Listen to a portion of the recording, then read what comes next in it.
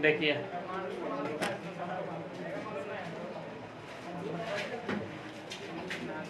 क्या पढ़ना है, ब्लॉक।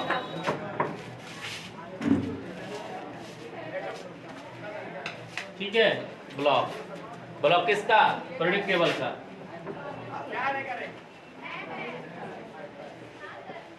है ना। तो सबसे पहले जानिए ब्लॉक का परिभाषा क्या होता है ना। तो किसी तत्व या परमाणु का लास्ट इलेक्ट्रॉन, लास्ट इलेक्ट्रॉन का मतलब जो बाहरी कक्ष में सबसेल होगा, है ना।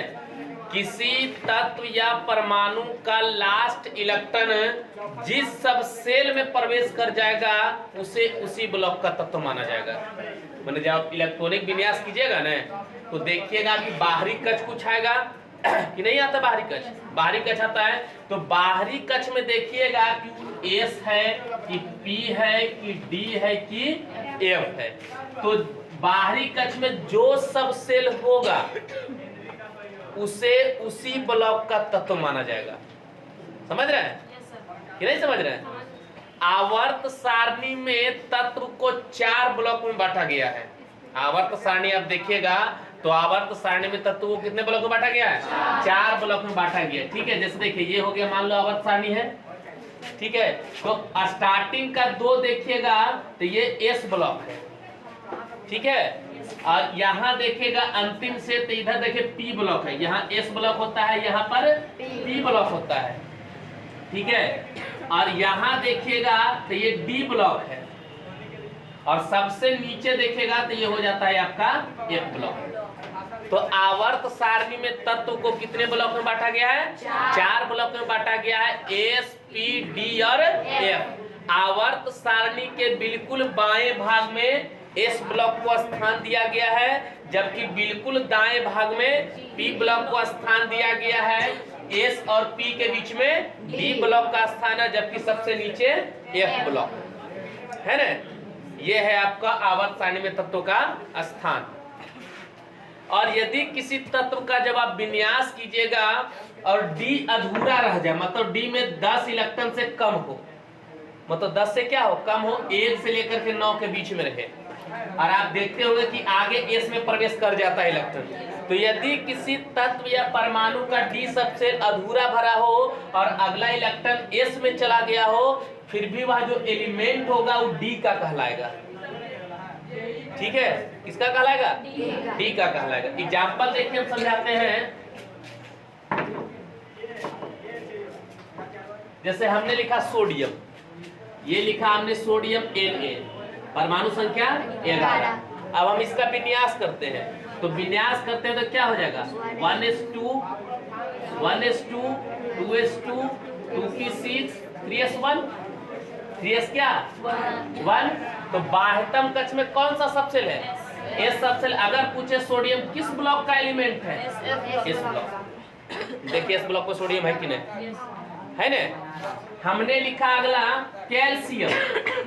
ठीक है, हम इसका विन्यास किए 1s2 2s2 2p6 3s2 3p6 4s2 block क्या हो जाएगा, एस, क्योंकि लास्ट इलेक्ट्रॉन किस में चल गया, एस में चल गया। हमने लिखा फास्फोरस 15, इसका विन्यास किए 1s2 2s2 2p6 3s2 3p3 block.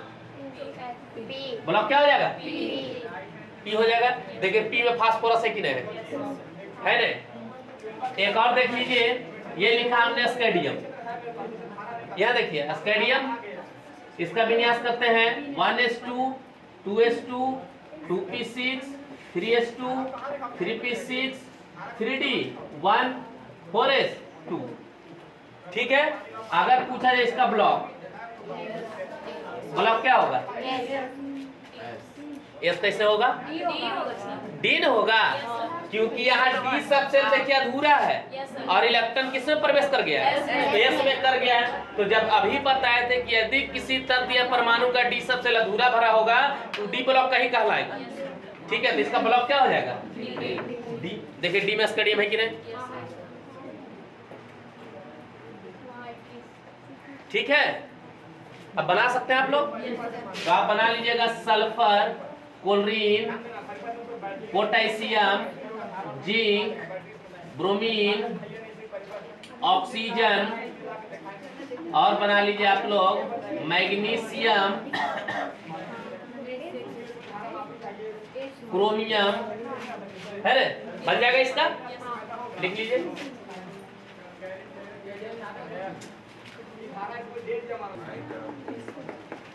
देखिए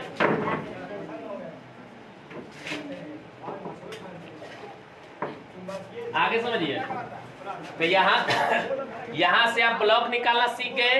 इसके बाद हम देखिए आपको ग्रुप नंबर निकालना सिखाते हैं, ठीक है। आप जैसे देखिएगा आवर्त सारणी में लिखा जाता है कि फर्स्ट का ए में है, ब्लॉक निकालना सीख गए। अब ब्लॉक के बाद में जैसे एस ब्लॉक के फर्स्ट के ग्रुप में आवेगा, तो आप ग्रुप कैसे निकलेगा वो निकालना सीखिए। हमने लिखा ग्रुप नंबर,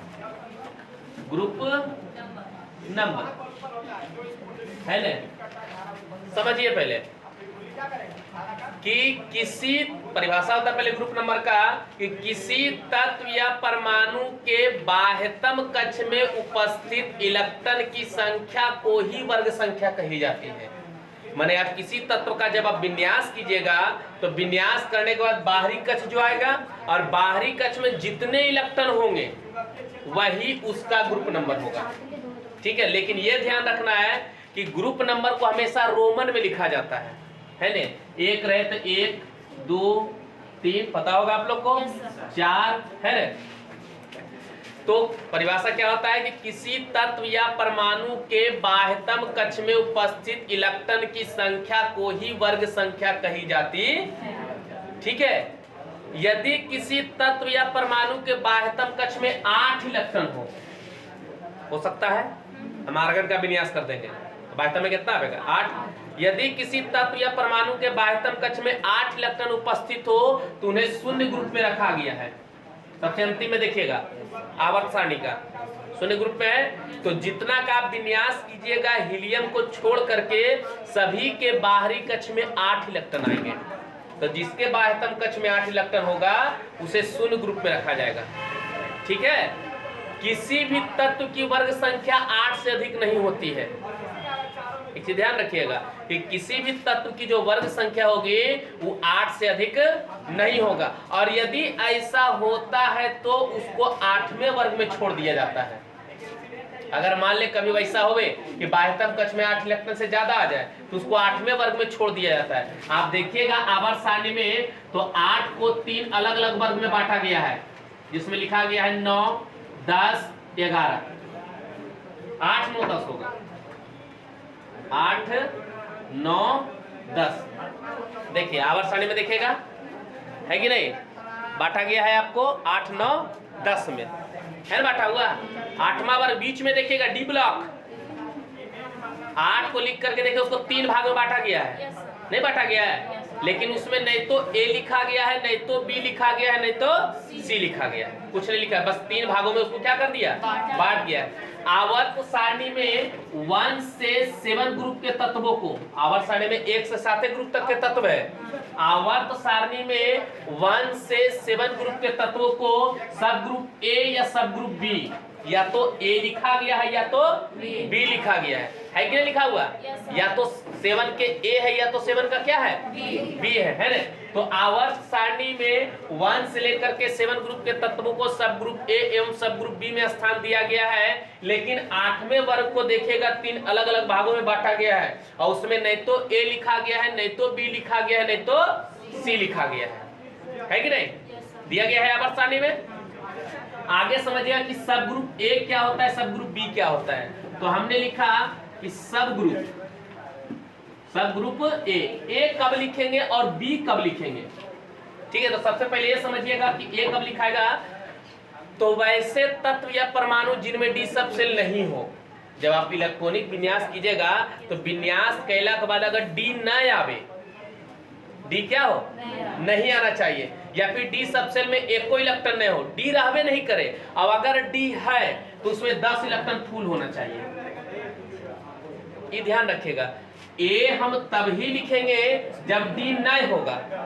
अब अगर डी है तो उसमें 10 इलेक्ट्रॉन फुल होना चाहिए, तभी हम क्या लिखेंगे ए।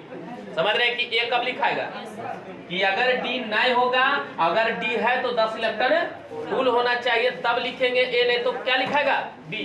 अब बी कब लिखेंगे सब ग्रुप डी, तो वैसे तत्व या परमाणु जिनके डी सबसेल अधूरा भरा हो, डी रहे लेकिन डी में 10 इलेक्ट्रॉन से कम होना चाहिए, 10 इलेक्ट्रॉन नहीं होना चाहिए। ए कब लिखेंगे जब डी सबसेल नहीं होगा, और अगर डी सबसेल है तो क्या होना चाहिए 10 इलेक्ट्रॉन फुल होना चाहिए। समझ रहे हैं? तब क्या लिखाएगा ए लिखाएगा। बी कब लिखेंगे जब डी सबसेल अधूरा भरा होगा, तब क्या लिखेंगे बी लिखेंगे। क्या लिखेंगे बी लिखेंगे। लेकिन फर्स्ट का बी और सेकेंड का बी इस नियम के अपवाद है। फर्स्ट के बी में देखिए एलिमेंट आते हैं कॉपर, सिल्वर, गोल्ड, इधर आता है जिंक, कैडमियम, मरकरी, है ना? समझ रहे कि नहीं समझ रहे? आप देखिएगा फर्स्ट के बी में कॉपर, सिल्वर, गोल्ड है, जिंक, कैडमियम, मरकरी है। तो ये जो दोनों ग्रुप है इस नियम के अपवाद हैं। इसका परमाणु संख्या 29, 47, 79, यहाँ हो जाएगा 30, 48, ये हो जाएगा 80, है ना?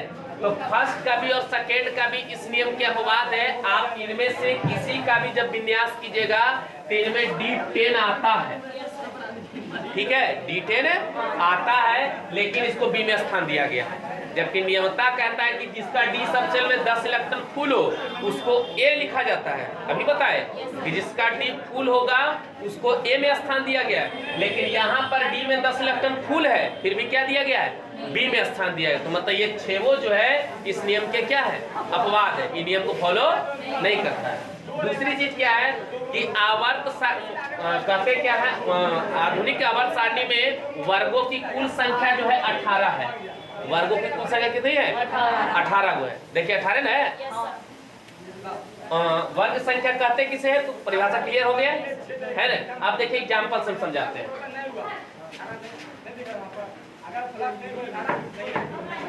देखिएगा हमने लिखा सोडियम, ठीक है, हम सोडियम का विन्यास किए, परमाणु संख्या 11।